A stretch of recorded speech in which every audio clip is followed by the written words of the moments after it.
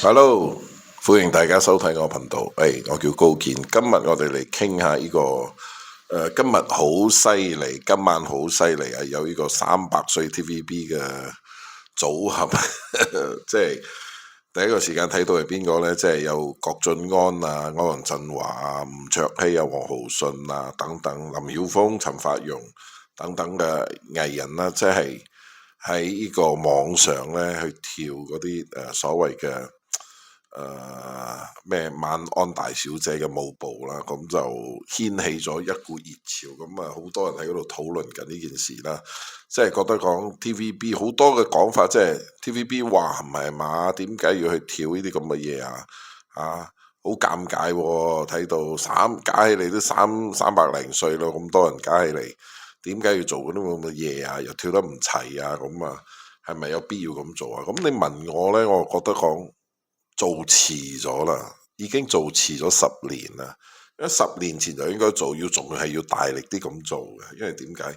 即係個勢，你係我哋先冇講佢哋跳唔跳得啱，同埋嗰個做法啱唔啱，抑或係個內容係點嘅唔重要嘅。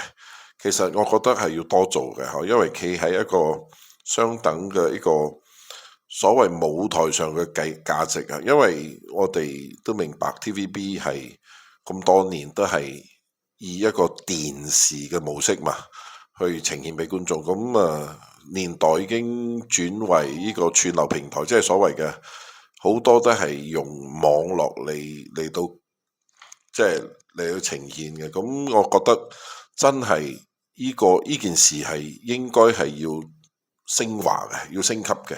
即係呢班人呢，應該喺10年前就應該去跳啦，早都好去跳，仲係唔淨係要佢哋跳，就係所有 TVB 都要去跳，咁至會達到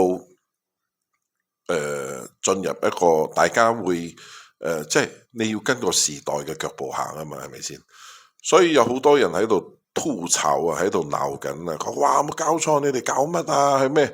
其實我覺得一啲都冇問題喎，就好似當年啊，我哋諗翻當年70年代、60年代嘅時候，未有電視台嘅時候，啱啱有電視台嘅時候，不如咁講啦。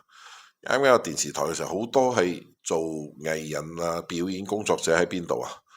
都係喺一啲劇場，抑或係一啲即係做大戲啊、京劇啊、樂劇啊嗰一類嘅。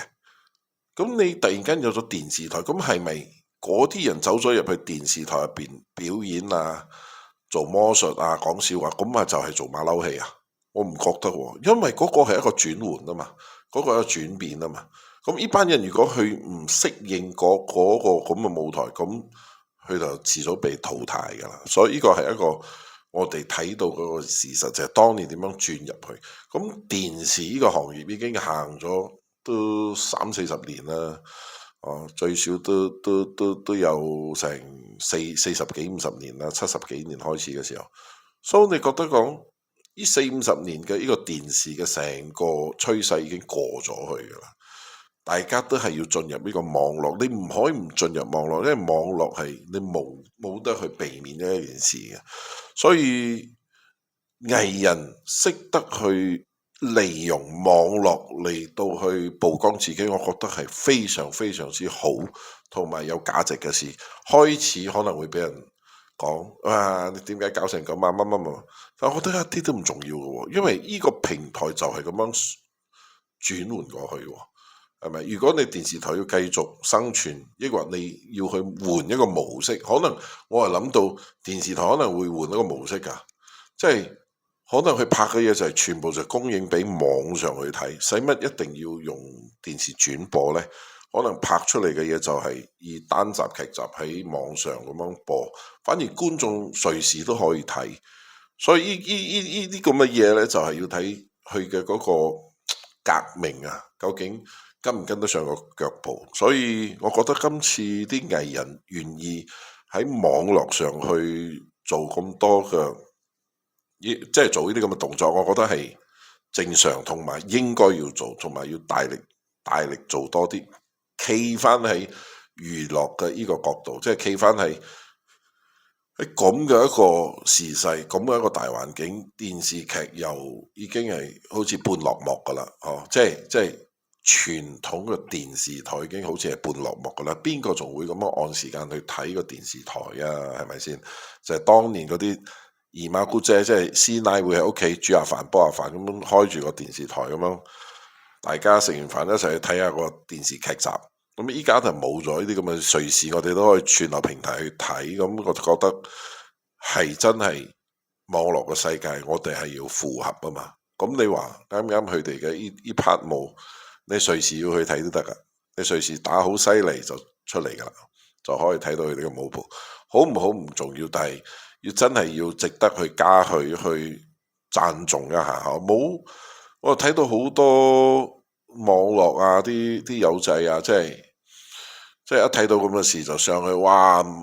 大鬧一餐，覺得尷尬、陀衰，話乜啊？依啲啊嗰啲，我覺得冇必要咁做啊！睇你用咩角度去睇個價值本身，佢哋咁做，同埋個平台本身係咪要創造一個新嘅價值出嚟？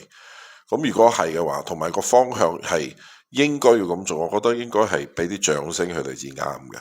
同埋我覺得應該要多做，所有嗰啲做緊電視嘅人都係要跳翻去做呢個網絡，呢個係唔可以離開嘅一件事啦。我覺得，所以已經做慢咗噶啦。應該喺10年前呢，就一蜂窩去做，因為10年前啱啱個網絡開始盛行，大家開始覺得個網絡嘅世界就係一個，因為個個都用緊手機去睇個網絡，你有咩辦法唔出現喺個手機嗰度啦？係咪先？我曾經講過一句話，如果今時今日周星馳喺今時今日至出道，我敢相信佢絕對會係一個超級大網紅啊！我講嘅周星馳，因為點解呢？藝人就係需要舞台，需要一個可以令到佢有辦法去企喺舞台，即係令觀眾睇到佢嘅地方。咁今時今日最直接嘅方式就係舞台嘅舞台就係網絡啊嘛。就冇其他嘅一個最好嘅途徑嘅，加上 TVB 啲藝人，我覺得都仲有啲所謂啲都仲有啲人仲會記得嘅，咁佢哋團結一齊，頭先我講嘅嗰幾個藝人都係屬於大家都知道嘅藝人，咁我覺得如果佢哋團結一齊去做呢啲咁嘅事，我覺得係好了不起噶。佢要將個價值咁樣提升啊，甚至話你話 TVB 嘅人去帶貨直播，我覺得好事啊，咁至會殺出一條血路啊嘛，咁至會與時間並進啊嘛，係咪先？所以我覺得，就呢件事嚟睇呢，睇到郭晉安啊、吳卓羲啊，佢哋幾位跳舞咁樣傾傾偈咁樣，我覺得係好事嚟噶，係同埋。